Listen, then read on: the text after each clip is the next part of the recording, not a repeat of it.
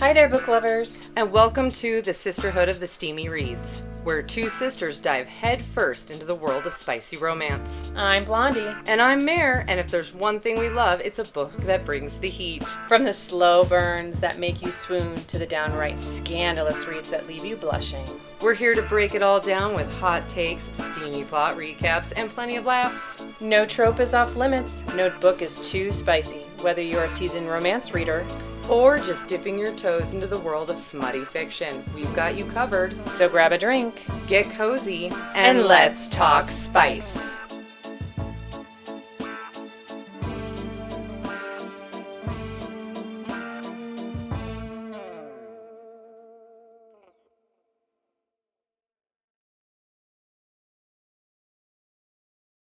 Welcome back, everybody. Oh, I'm on mute. Oh, man. Hello. There you go. No, I'm not on mute. Technical difficulties. It's fine. All right. Well, let's jump right in.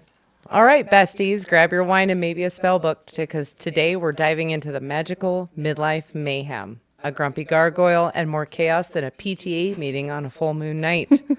That's right. We're talking about Magical Midlife Madness by K.F. Breene. It was a fun book. It was a fun book, huh? Yep. But let's give our intros really quick. Okay. You go first. Okay. Hi, I'm Blondie. I am your resident chaos queen and spice connoisseur. And I'm Mare. I'm your walking spoiler alert and the CEO of Just One More Chapter. Oh, I like that one. I like that one too. That one's fun. You definitely are. All right. Should we shout out our socials really fast? Yes, let's do it. So we always appreciate everybody joining us on Twitch. We're also on YouTube. So like and subscribe.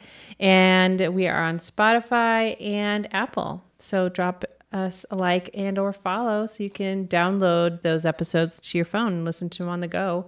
We also have an awesome Etsy store, so you can get a t-shirt after every podcast that is themed to the podcast. So don't miss out on the last one that we just put out.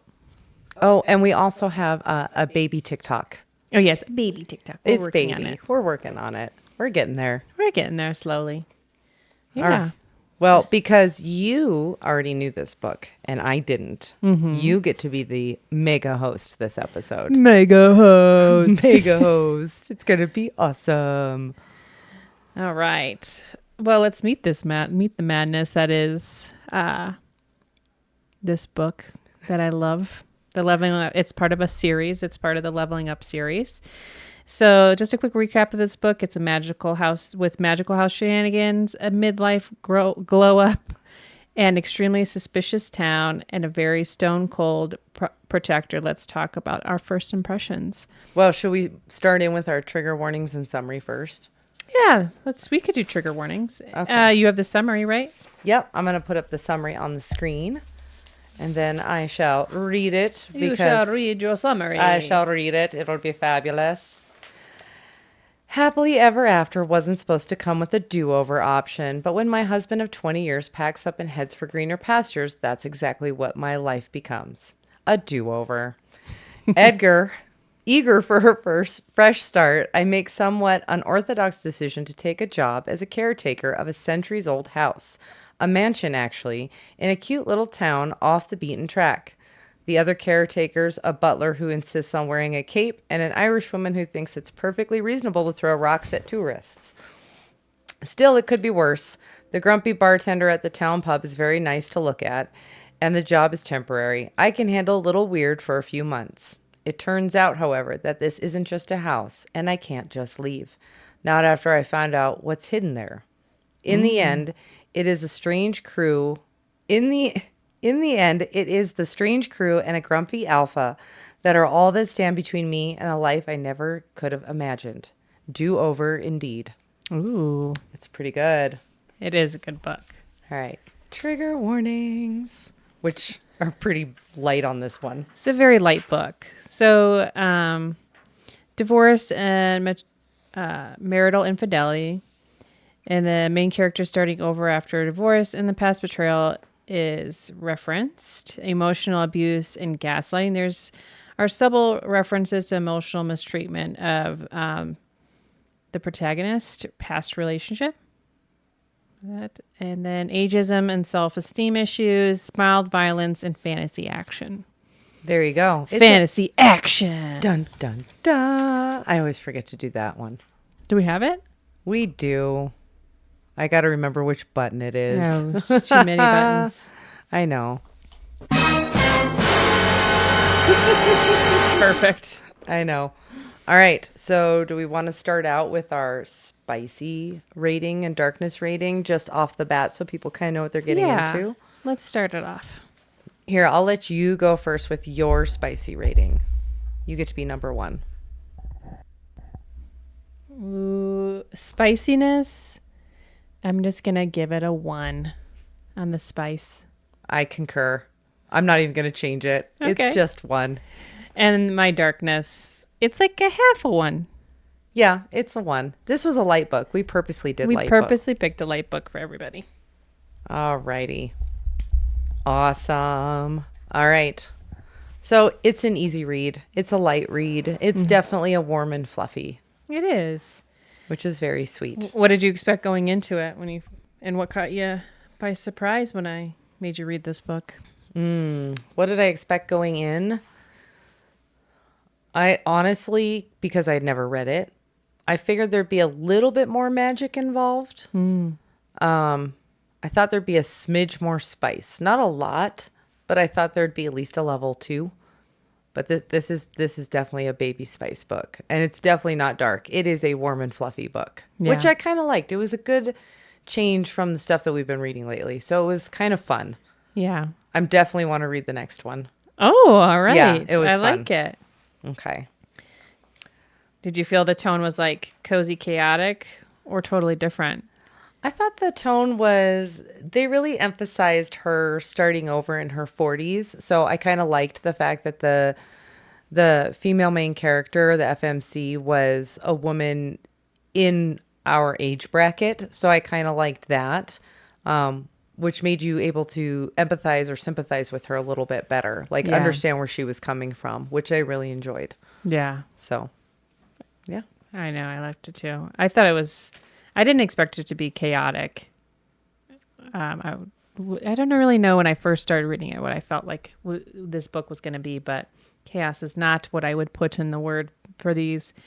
What was your first impression of Jessie? Oh, let's see. Well, let's put the cover up. Jessie. I thought she was fun. She has kind of a snarky, quick wit. You can definitely tell she's a mother of a boy. She definitely has that. She has to have that snappy wit and that I don't give an F attitude, which I kind of liked.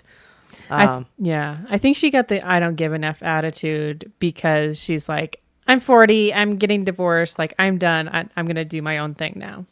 She's like, yeah, I don't have to live up to society's expectations. We're past that Yeah, now. I'm over it. She's like, I'm just in for the fun of it. Yes. So, but I still like, that's still got to suck having to start over and thinking your life was all set out before you. Like, I wouldn't want to do that personally at that age. Yeah, she was about it. She was ready. Yeah. She was like, okay, bye to her husband that Well, wanted it's the divorce. because her husband left her for a younger woman. So you kind of have no choice at that point. So she's just like, F it. Yeah, and she admits later that like the romance had fizzled out and she just didn't know how to leave. Yeah, that's true. She does admit that. So should we move on to tropes and tension? Yeah. All right, let's go over those tropes. I know you're going to hit those hard. Hitting those tropes hard. Which you get to start with trope number 1. I know. Let's hit them. So, midlife, rebirth, and second chance at life. Well, that's Jessie's kind of in her 40s, starting over. She's reinvigorating herself. Yeah, and With this, rediscovering her strengths, and I don't think she feels like she has any weaknesses at this point. And I think she's, like you said, she's, her purpose in society. She doesn't care what people think. And she's like rediscovering herself again. She really is. And she's like, I'm going to do it for me this time. Well, yeah, and I think because she started out her life with her husband at a young age, like this is the first time she's been single in like 20 years. And can So kind of she- do whatever she wants. Yeah, and she's kind of just figuring it out as she goes along. But she's funny as shit. Yeah, it is pretty good. The other trope that's in here is some found family. So when Jessie starts over, she takes this caretaker job of this mansion in this little dinky town. And so the first people that she runs into is my favorite character in the book, which is Mr. Tom. He's the butler. Yeah. And he's an old dude. Here, all right. Call it Mr. Tom. Old Mr. Tom. I will put up Mr. Tom. Obviously, he's a little creepy looking. I don't think that's how I saw him in my head. I didn't see him exactly like that. Like, he's a little less creepy and a little more goofy older dude. Yeah. But, like, Midjourney can only do so much. So, but he's like this older guy that walks around in this, like, moth-eaten suit. Well, he walks around in different suits all the time, but he's always wearing a cape. He's always wearing that cape. And it's great. So she meets Mr. Tom. She also meets Niamh, which is the Irish woman that lives like next door in a little cottage. And she's an older lady. She's a total smart ass and she's great. I love Niamh. She's probably one of my favorites. Niamh. Sounds like what does she say? Niamh? She goes, close enough. Yeah, something like that. But it's Niamh. Yeah. Because it's an Irish name. It's Gaelic. And then there's also the gardener, which again, AI is not perfect on this one, but Edgar the gardener. I mean, that's kind of how I see Edgar. Yeah. I mean, they're pretty good. So she meets these three old wrinkly characters that are basically caring for the land and the house. Yes. And she's now the caretaker of the house, which seems a little redundant being that there is a gardener, there is a butler, and there's like the little old lady next door. That throws rocks at people. That she throws rocks at Edgar. She throws rocks at everybody she doesn't like. And Mr. Tom. And Mr. Tom. All right, you hit the other trope. Well, let's go into this magical house, this Ivy house. Oh, let's bring up the house. There we go. We love Ivy House. Ivy, I mean... That's the other trope, magical house. Magical house, yes. It's a character in itself. It is. And the further you get into this leveling up series, the more you learn about Ivy House and how magical and what, like, really Ivy House is. Should we play a quick clip that kind of describes like the house and the characters and everything from the FMCs from Jessie's point of view? Oh my God, yes. All right, let's put this up. It was not easy to out-weird me, but this guy was the grandmaster of batshit crazy. And she's talking about Mr. Tom. I love so Mr. weird. Tom. He's so great though. He's always caring for her. He like makes her food and brings her stuff. And every He's the morning he's butler. like standing over her bed like, hello, miss. Are you going to get up? I love Mr. Tom. He's such a great character. He is a great character. All right. Should we go into the next trope? Yeah, what do you got? I got it's kind of a combo. Slow burn romance with alpha protector. So Jessie in this town, she meets Austin Steele, right? Steele, who is the bartender at the local pub in town. And I pictured him with a little bit darker brown hair, but again, AI only does so much. But we've got, but yeah, he's a pretty cool guy. Everybody kind of looks at him as like the leader of the town in a way, even though he's just like the local bartender and owns the bar. I've even got a little clip for him where Niamh and Jessie go to the bar on her first night to get drinks and they talk about the view. Oh, yes. The Here view. we go. Let's put this one out there real quick. His grin turned up into a full-fledged smile, his eyes glittering like a disco ball. It boosted his handsomeness tenfold. The guy was incredibly hot. Touché, he said, not at all fazed by my comment, and moved down the bar. She huffed out a soft laugh and straightened up. I do appreciate the view. He'd be too energetic for me, but I do appreciate the view. So real quick on the narrator. So this is a single narration. Yeah, single narration. It's one woman. She does all the voices and she actually does a pretty decent job. I was going to say, how did you like it? Because you're very the narrator connoisseur of our group here. I really love. I Duets will always have a special place in my, like, I still love duets because I think it's better that way as far as listening goes. But this narrator did a really good job. She really was able to, you could definitely differentiate between the different characters with the different voices she did. And it wasn't, her male voice for Austin wasn't cringy. Yes. Which I liked, because I'm very particular when women do men's voices that if they try to go really, really low, it sounds really campy and forced. Whereas I think she did it really well. Here, play that one naturally. again All right, let's play it one more time. so they can hear it. There's three It was different not characters. easy to outweird me, but this guy was the grandmaster of batshit crazy. No, not that one. Oh, sorry, I hit the wrong button. His grin turned up into a full-fledged smile, his eyes glittering like a disco ball. It boosted his handsomeness tenfold. The guy was incredibly hot. Touché, he said, not at all fazed by my comment, and moved down the bar. She huffed out a soft laugh and straightened up. I do appreciate the view. He'd be too energetic for me, but I do appreciate the view.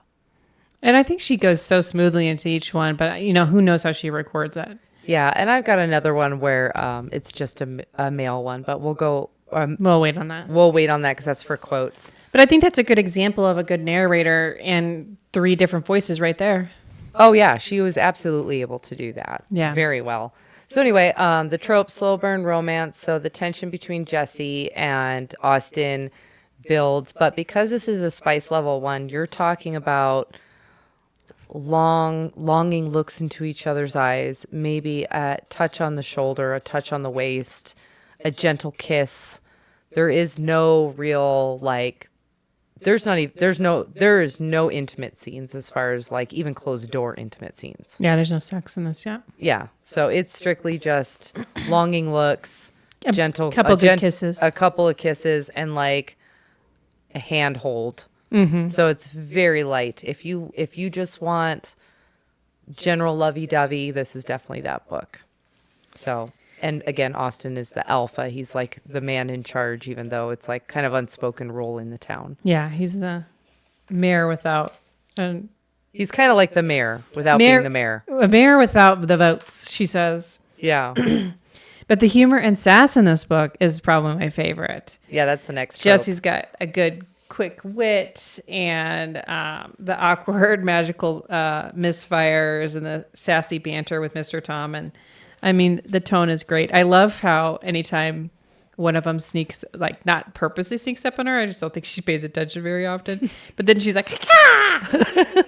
And I love how she describes it in the book when she like goes into her karate moves, like cracks me up. Well, that's the best part about Mr. Tom or Tom Yeah. is like he comes out of nowhere all the time. Yes. He's great. I love the butler. He literally needs his own book. He's so good. Him and Nev need a book together. I know. So which trope did you love the most? I think that the sassy humor is my favorite about this book. Oh, yeah?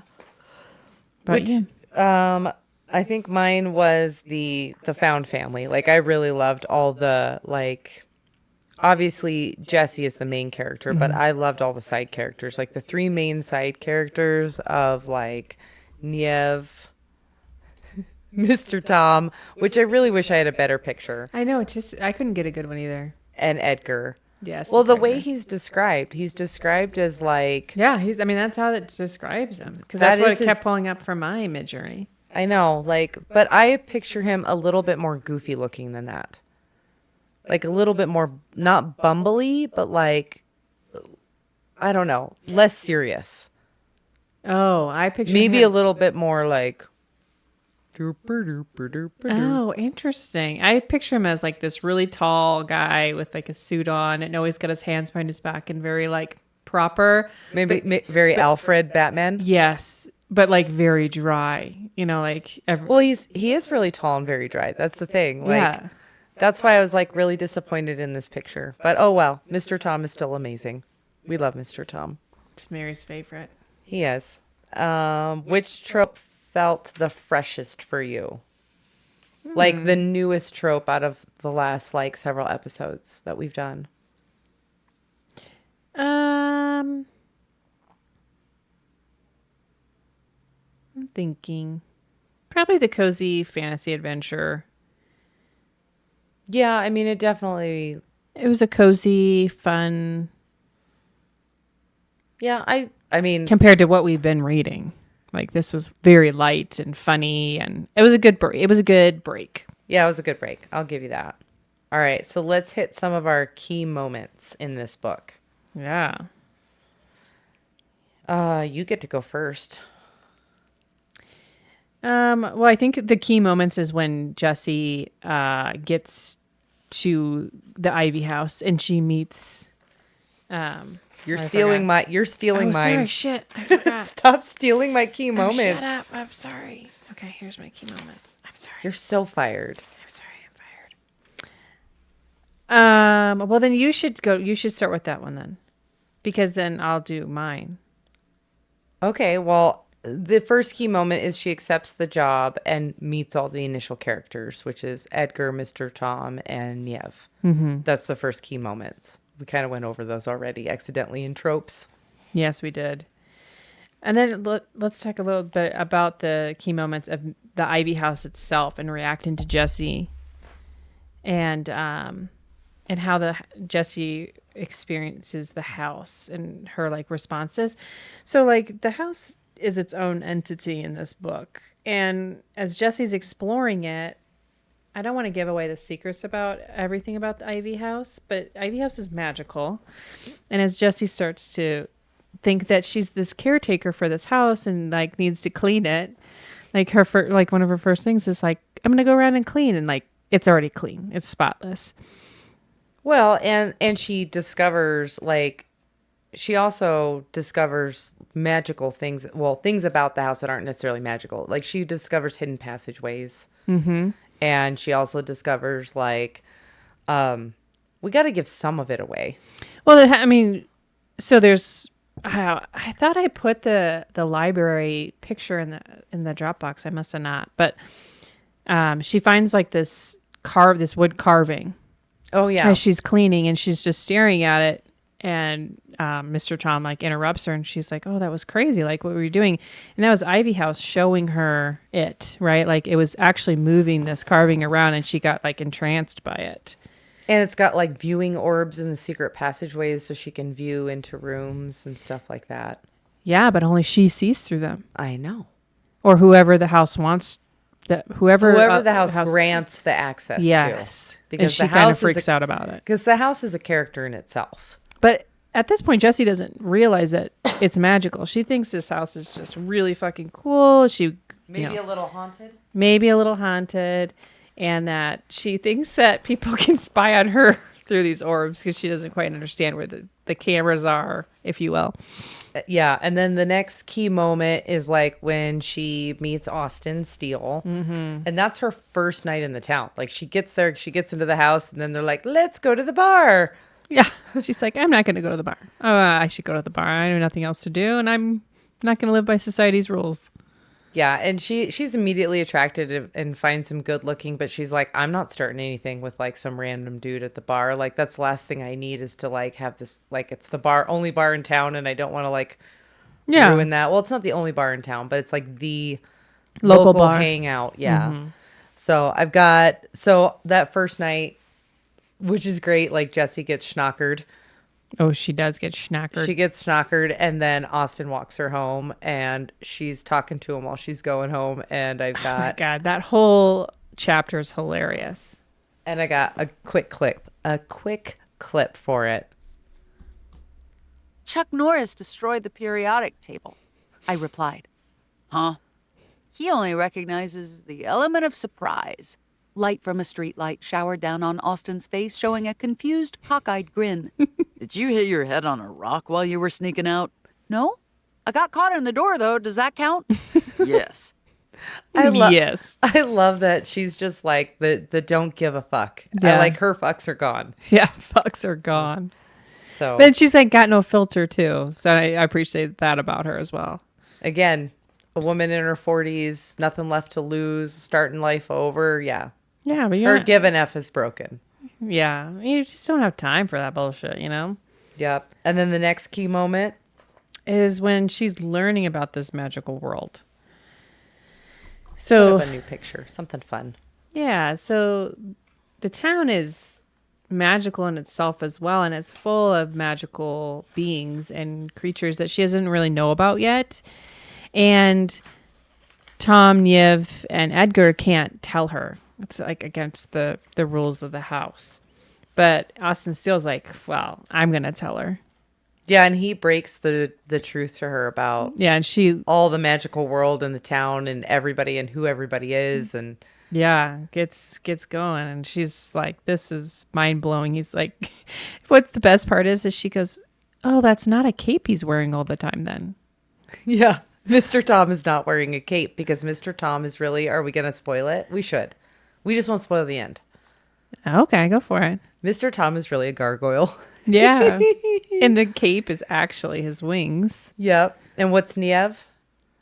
Niamh is like this unicorn. Like war horse. War I don't know. I thought horse. she was a sorceress, but they never really did. They give her a name, but it's weird. Yeah, I don't remember what they call her. And then who's Edgar? Edgar's a vampire. Edgar's a very old vampire. Very old vampire. He's so old. But these are all like, they're all nice though. They're all sweet people, yeah. That's the best part. Like But what's Austin Steele? Austin Steele is a shifter. But what is he shifting to? A giant, I should have made it. A giant polar bear. A giant polar bear. I love that.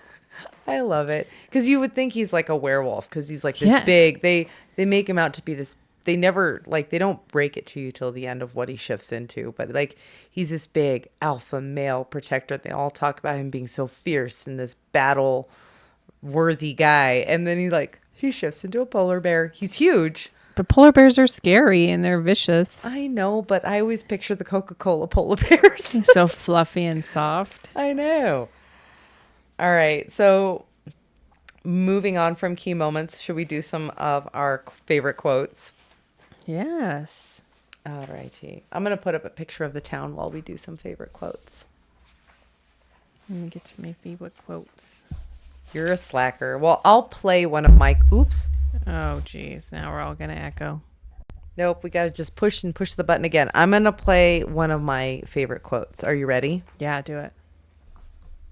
Age is only a number, Jess. Don't let it define you. You are only as old as you feel.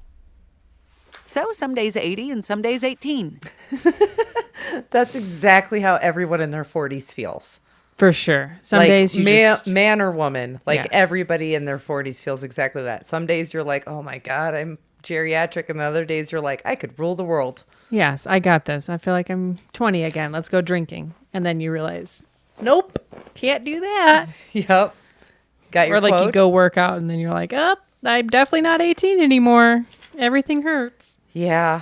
Or you're just tired at 9 o'clock at night because you're sitting on the couch and you're just like, Right. oh my gosh. Midlife ladies don't crash. Not unless there's a lot of wine involved and a rogue set of stairs jump in front of her. Yeah, that's a good one too. That was a good one. Yeah. Like I said, this is just a cute, lovey-dovey, fluffy book with magic. It's really fun. Oh, I like this one. Okay. Often we don't see things about ourselves that everyone else finds apparent. That's a good one. Mm-hmm.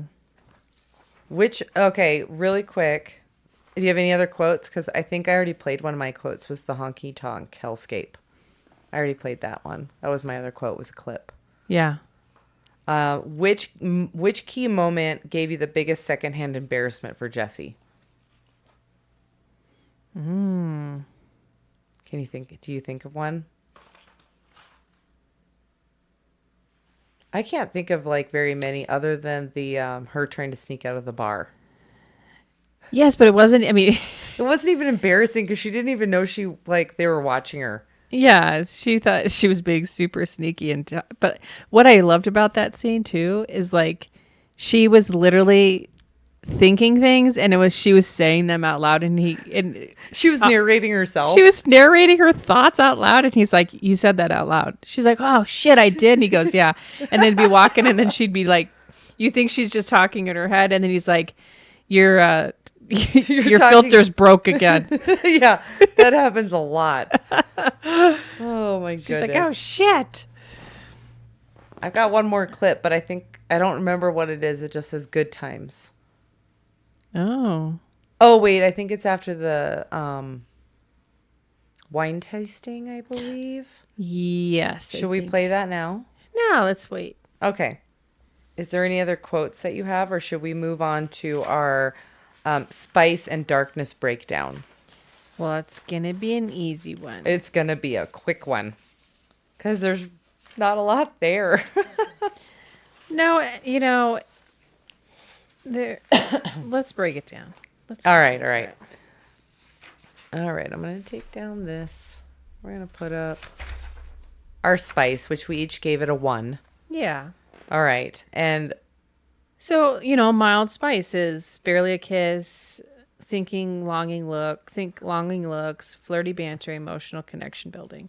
yeah, flirtation, tensions, some smolder. Yeah. No on-page spice or door closed spice. Like, think glances that could set things on fire, but not really on fire. They're just kind of longing.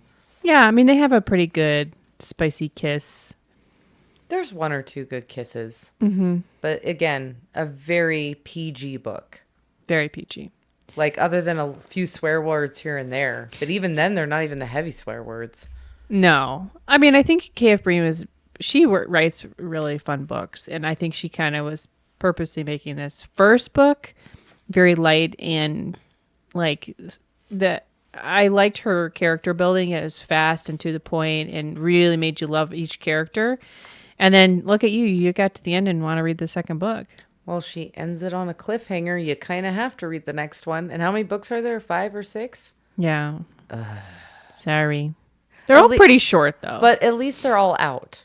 It's not like you have to wait. Like, all of them are out. You can binge read the series. And I feel like the spice gets a little bit more each book. Or at least when they start really getting into it. Yeah. All right. Darkness rating. We both rated it a 1. Oh, yeah. Because it's little. Yeah, there's really... I would just say, like, very lighthearted, no heavy angst or darkness. It's more of mystery than it is darkness. Yeah. And there's some emotional struggles. With her, dealing with her new life. Yes. And you learn a little bit about Austin's background. And that's has a little bit of tension in it and a little bit of family angst, you might call it. A little bit. So... yeah, this book is firmly in the cozy fantasy zone. But overall, hopeful and warming is one. Yeah. All righty. We're flying through this review. Yeah, this is a short one. Yeah, we purposely did that, right? Like, to help people. Well, and it kind of take a breather and us take a breather. And well, not everybody wants a dark romance either. We're trying to hit a little bit of everything.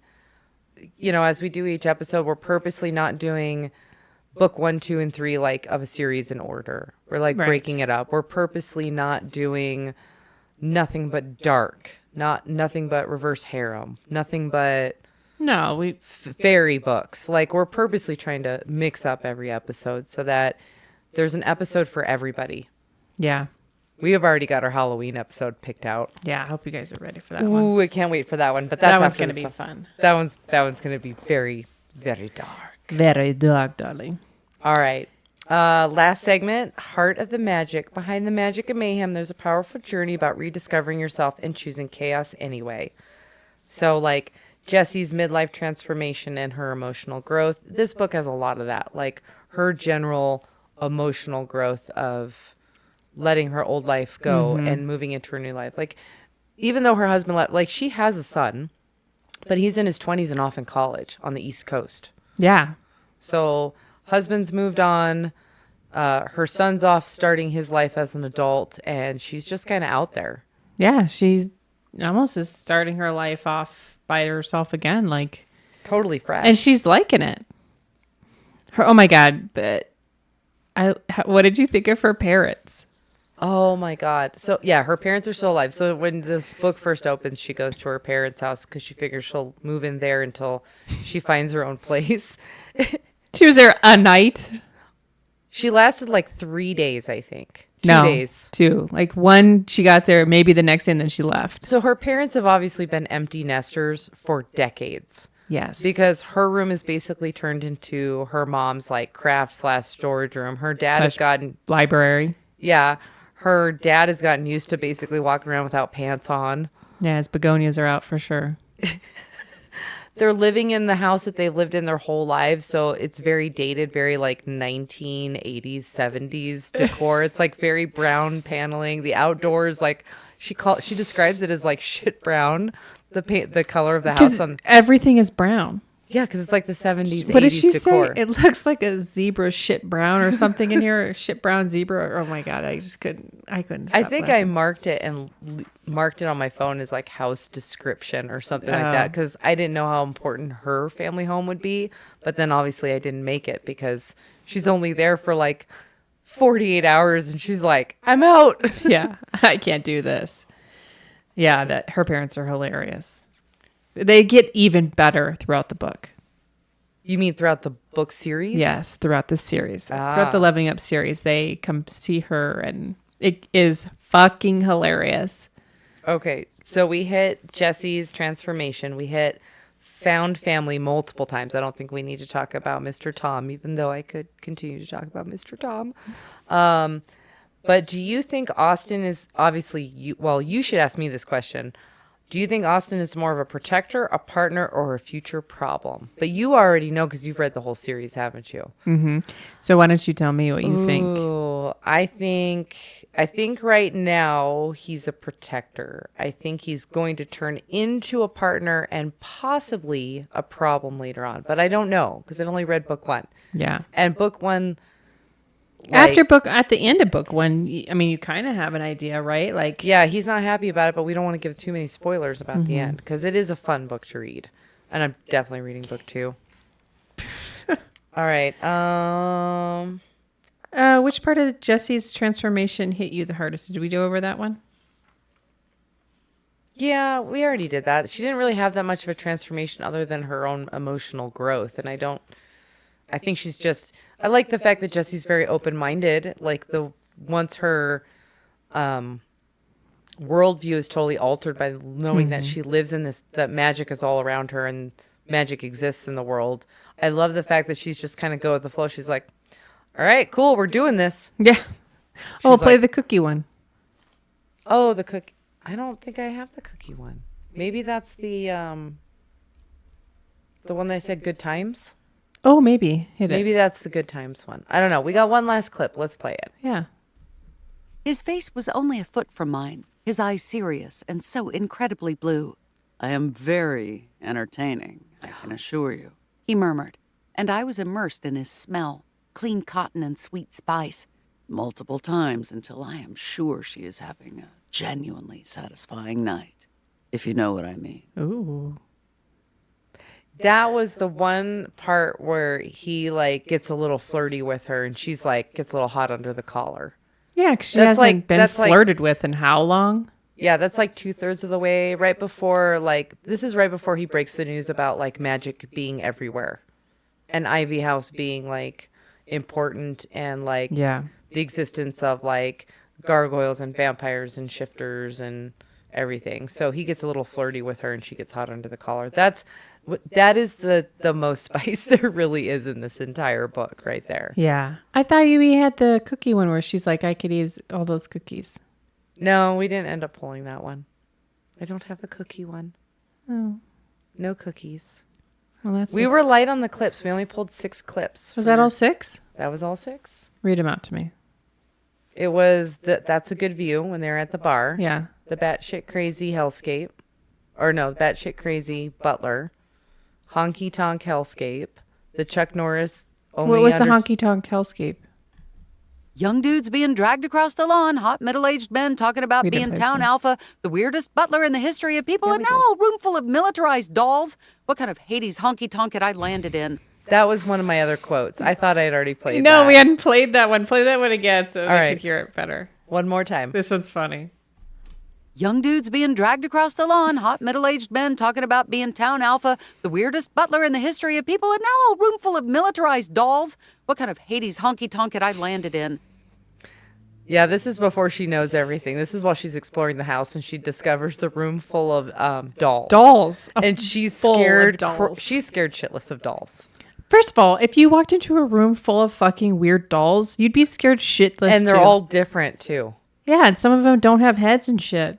I know. And there's like doll parts, and I can't even imagine. In my head, Just it was like room full of- shelves, and like a bed, and just every surface was covered with a doll. Yeah, it was a militarized army of dolls. I mean, that's what I saw in my head. I was just explaining to you. I know. Is that what you saw? Yeah, that's what I saw. All right. What was our next clip? Honky tonk, and then what? And then it was the Chuck Norris only understands surprise on the periodic table, which we played. That was her drunkenness. Then we played the quote of age is just a number that Austin says. And then we played the good times, which was the one like looking deep into each other's eyes, spicy clip. Gotcha. Okay. So we only pulled a few. We did. The whole book is funny, though. It is. I liked it a lot. All right. So we're doing our wrap up. So we did our spicy, our darkness. We did our favorite quotes.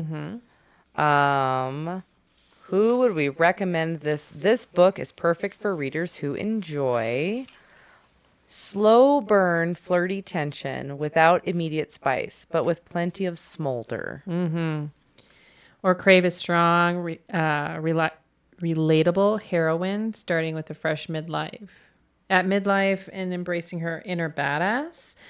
I think this is great for someone, a lot of us older ladies, not older ladies, but Midlife ladies. midlife women that like want someone to relate to. I think this was a great book for that. Oh, it definitely is. If you're in your midlife, like this is definitely a very, like the character is very relatable. That's, Yeah. I think, why I enjoyed it. Probably. Even though there wasn't any like crazy heavy spice in it or anything like that.